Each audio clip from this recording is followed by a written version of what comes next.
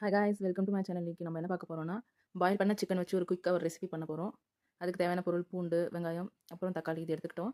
இப்போ வந்து என்னென்னு சொல்லி பார்க்கலாம் வாங்க. நல்லா கடாய் காஞ்சிருச்சு, எண்ணெய் ஊற்றிக்கிட்டோம். அதில் வந்துட்டு காஞ்ச மிளகா, பட்டை, லவங்கம், உங்களுக்கு என்ன தேவை, கிராம்பு, ஏலக்காய் இது வேணாலும் போட்டுக்கலாம். நான் வந்துட்டு காஞ்ச மிளகாவையும் பட்டை, லவங்கம் மட்டும் போட்டிருக்கேன். அப்புறம் நல்லா பொடி பொடியாக அரிஞ்ச வெங்காயம் போட்டு சேர்த்திருக்கிறேன். இது நல்லா வணங்கணும். வணங்கிட்ட பிறகு தான் நம்ம தக்காளி சேர்க்கணும். இதை பாதியிலேயே அதை தூக்கி போட்டோன்னா ரெண்டும் வந்து கரெக்டாக வேகாது, நல்லா இருக்காது. ஸோ அதனால் வெங்காயத்தை நல்லா வணக்கி எடுத்துகிட்டு டொமேட்டோவை ஆட் பண்ணிக்கிறோம். டொமேட்டோ ஆட் பண்ணிட்டு அதுவுமே ரெண்டுமே வணங்கணும். ரொம்ப அந்த எண்ணெயிலே வந்துட்டு நல்லா வதங்கணும்.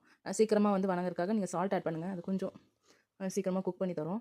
ஸோ வந்துட்டு என்னென்ன மசாலாஸ் வந்து நான் எடுத்து வச்சுருக்கேன்னா, மஞ்சத்தூள், அப்புறம் மிளகாத்தூள், அப்புறம் கரம் மசாலா, அவ்வளோதான். நான் இது தாண்டி எதுவுமே பெருசாக போடல.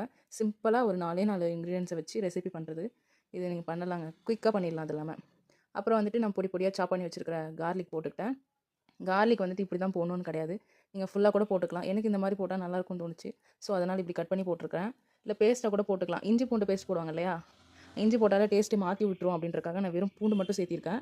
நீங்கள் பூண்டு பேஸ்ட்டை கூட போட்டுக்கலாம்.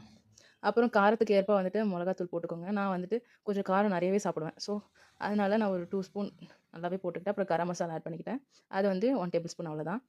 இவ்வளோ தான் நான் மசாலாவே ஆட் பண்ணியிருக்கேன். அதில் பெருசாக அந்த மசாலா, இந்த masala, gravy masala, chicken masala, mutton masala எதுவுமே ஆட் பண்ணல. மஞ்சத்தூள், மிளகாத்தூள், கரம் மசாலா இவ்வளோ தான் நான் ஆட் பண்ணியிருக்கேன். இது நல்லா வணங்கி வரணும். அந்த எண்ணெய் பிரியும்னு சொல்லுவாங்க இல்லையா, அந்த அளவுக்கு எண்ணெய் பிரிஞ்சு வரணும். வந்த பிறகு தான் நம்ம ஆல்ரெடி பாயில் பண்ணி வச்சுருக்கோம் இல்லையா சிக்கனை வந்து பாயில் பண்ணி இது வித்தியாசமாக செய்கிறது. அதை உதிரி பண்ணி நான் அப்படியே போட்டுட்டேன். இப்போ வந்துட்டு நல்லா கொதிச்ச பிறகு அதை போட்டால் கரெக்டாக. ஏன்னா நம்ம ஆல்ரெடி நம்ம சிக்கன் வந்து பாயில் பண்ணி வச்சுருக்கோன்றனால நம்ம வந்துட்டு இந்த மசாலா மட்டும் கொதிச்சு வரும்போது போட்டுக்கலாம். கடைசியாக வந்து கருவேப்பிலை போட்டு நான் வந்து இறக்கிட்டேன். இதை வந்து நம்ம இட்லி, தோசை, சப்பாத்தி, ரைஸ் எல்லாத்துக்கூட சாப்பிட்லாம், நல்லாயிருக்கும். நீங்களும் ட்ரை பண்ணி பாருங்கள். பாய்.